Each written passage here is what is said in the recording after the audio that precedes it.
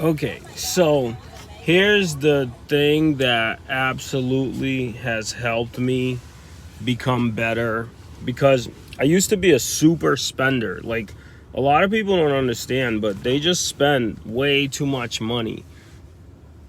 And it's okay to buy things that you like, but this is literally what took me from never being able to save a dollar to being able to save money to buy the assets that I talked to you about. Listen, at the end of the day, it doesn't matter what you do right now. It's when you get older and you don't want to work as hard or you want to retire. If you didn't do the right things with the money that you made, well, you're going to have problems later on. So, number one is you have to stop spending money. Write down everything you spend your money on. And if it doesn't make sense, like I used to spend $300 a month just on coffee, buying coffees, and $1,700 a month just on going out to eat. And like you do all these weird savings and you end up with 24,000 a year, 4 years in a row. That's 100 grand.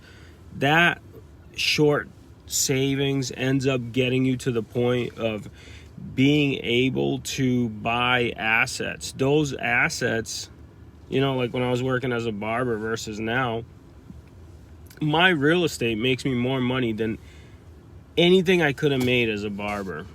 Just think about that. The only way that I was able to buy real estate is by stop spending my money and saving it. Because yes, you can and you should try to make more money, but it's not always what you make. Some of us aren't going to be superheroes. Some of us are just going to like work hard, have some good years, have some bad years, have some better years, work hard. And then every time you make more money, if you're spending it on bigger, better things, then what happens is in 10 years or 20 years, you realize like, whoa, I am wasting my money on stupid things that aren't assets. Where if you buy assets and you save a little more and you spend a little less, right? Maybe you take one less vacation. Maybe you go out to dinner 4 times less. It's not forever. It's just to build the habit and to build your financial reserves to then be able to buy assets. Then you get those assets, you get those running properly. They start spitting out cash flow and cash money back at you because now you own things that make you money. But it doesn't start without you saving first, because anything you buy in real estate, for the most part, you're going to need a down payment. You're going to need to figure out how to get money. And it's pretty nice to be able to save, to build yourself a cushion, and then to be able to invest to build yourself a bigger cushion.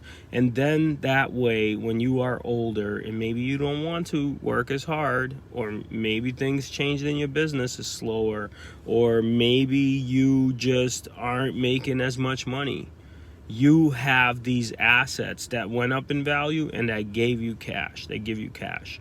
That cash allows you to live, do whatever you want, take back those vacations that you missed out on because you were trying to save money and be frugal, go out to eat all the time, do whatever you want, because now you have assets that are bringing you cash. But if you never save your money, you get the point how this works? Two people can start out in the same place. One is a super spender and one is a super saver and investor, and they will end up in a different place in 20 years. And that's what you have to consider. That's why saving is important. And goodbye.